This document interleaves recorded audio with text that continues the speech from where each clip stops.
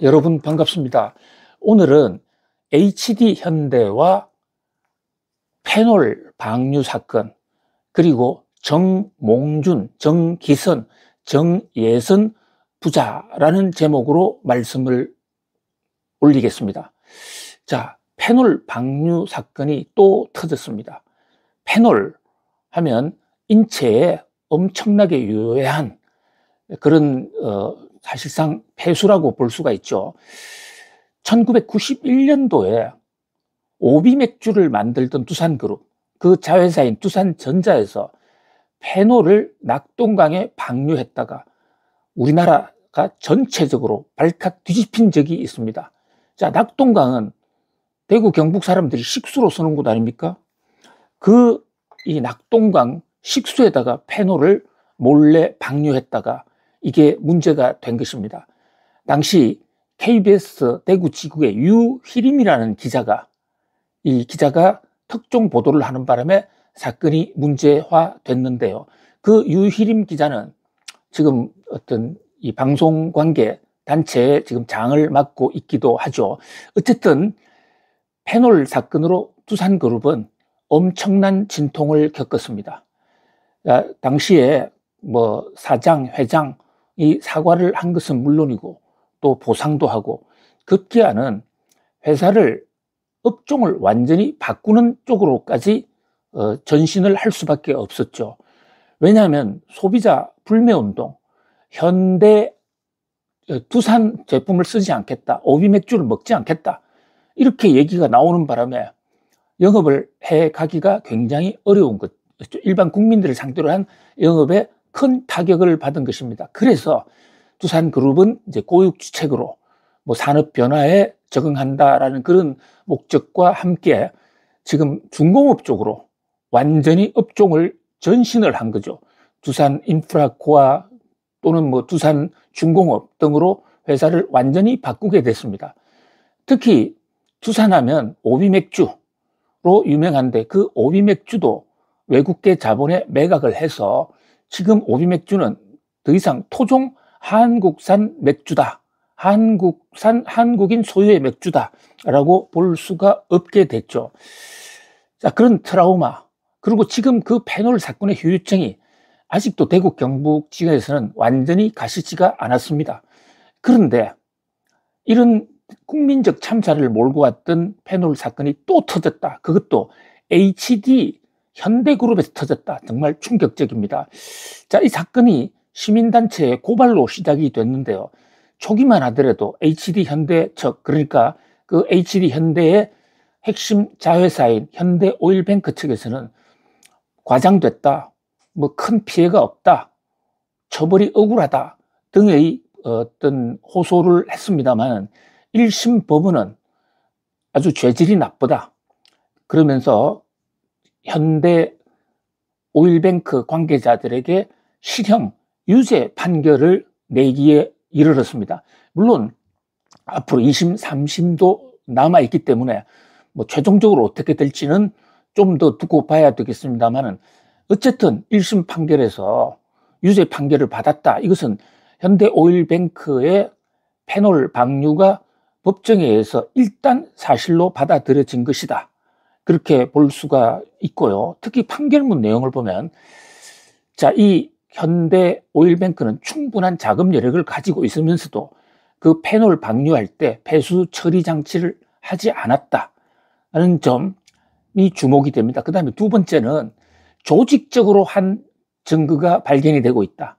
그러니까 실수로 한두 개인이 한 것이 아니라 회사가 아주 시스테미컬하게 페놀 방류를 했다. 그 다음에 세 번째는 이 페놀 방류 사건 조사가 들어가니까 조사가 있는 시점에는 또 정상적인 물만 방출했다. 자, 이 대목은 법원은 충분히 페놀의 위험성을 알고 조절할 수 있었음에도 불구하고 오로지 돈을 싸게 하기 위해서 국민 건강을 담보로 페놀을 방류한 게 아니냐, 죄질이 아주 나쁘다 이러면서 유죄, 실형 판결을 내렸거든요. 자, 그런 면에서 요즘 그 환경 문제, 경제가 지속적으로 계속 발전하기 위해서는 그것을 요즘 경제학에서는 지속 가능 경영이라고 얘기를 하는데요.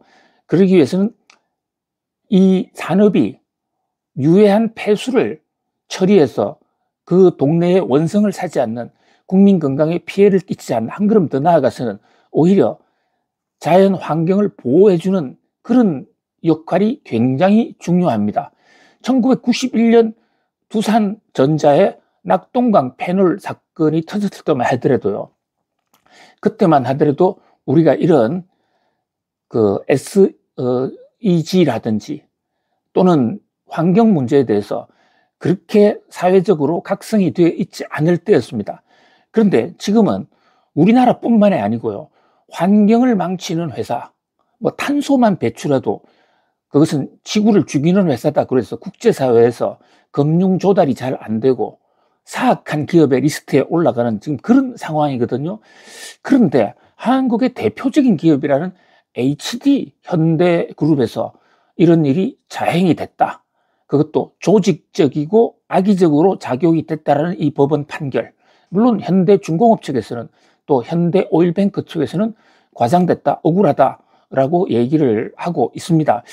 그러나 어쨌든 이런 문제가 제기가 된다는 것만으로도 참 안타까운 일입니다. 특히 지금 시점이 HD 현대그룹으로서는 이 계열 승계를 하고 있는 한창 와중이거든요. 잘 아시다시피 현대중공업이라는 회사는 우리나라 현대그룹의 창업자 정주영 회장이 만든 회사입니다. 그런데 이 정주영 회장이 그 현대중공업을 정몽준 회장에게 넘기지 않았습니까? 정몽준 회장 하면 국회의원으로도 유명하고 한때 대통령 후보로도 출마했고 서울시장 후보로도 출마해서 지명도가 높은 공인 중에 공인이라고 할 수 있는 분이죠. 이제 그런 정몽준 회장의 아들 정기선 씨에게 거의 지금 경영권이 넘어가고 있는 3세 승계 중이다는 점에서 이번에 패널 사건이 더 좀 가슴 아프다, 이렇게 볼 수가 있습니다. 자, 이 재벌 승계라는 것은 사실 뭐 우리나라에서 조금 독특한, 미국 같은 경우에는 창업주의 손자가 회사를 경영하는 이런 경우가 잘 없습니다만, 어쨌든 3세가 경영을 한다, 장단점이 있겠죠. 후손이 경영했을 때. 근데 그 장점을 극대화시키고 또 국민기업으로서의 현대중공업이나 현대오일뱅크의 세계적 이미지를 잘 살리고 그를 기반으로 제2, 제3의 도약을 해가기 위해서는 경영권 승계를 할 당시의 이미지가 굉장히 중요한데요. 그런 면에서 지금 정기선 부회장으로의 회장직 승계가 진행 중인 상황에서 이 사건이 터졌다. 좀 안타까운 대목입니다. 더더군다나 91년도 두산 패널 낙동강 방류 사건과 비교해보면 당시에는 두산그룹에서 굉장히 신속하게 사과를 했고 이 패널 사건의 책임을 지고 박용곤 회장이, 그룹의 회장이 사퇴하기도 했습니다. 그런데 현대중공업의 계열사인 현대오일뱅크 이번 사건에 있어서는 현재 오일뱅크의 회장이 권오갑이라는 분이거든요. 이 권오갑이라는 분은 이 문제와 관련해서 뭐 일체 사과나 또는 입장을 아직까지 미안하다 이런 표정을 하고 있지 않고 있습니다.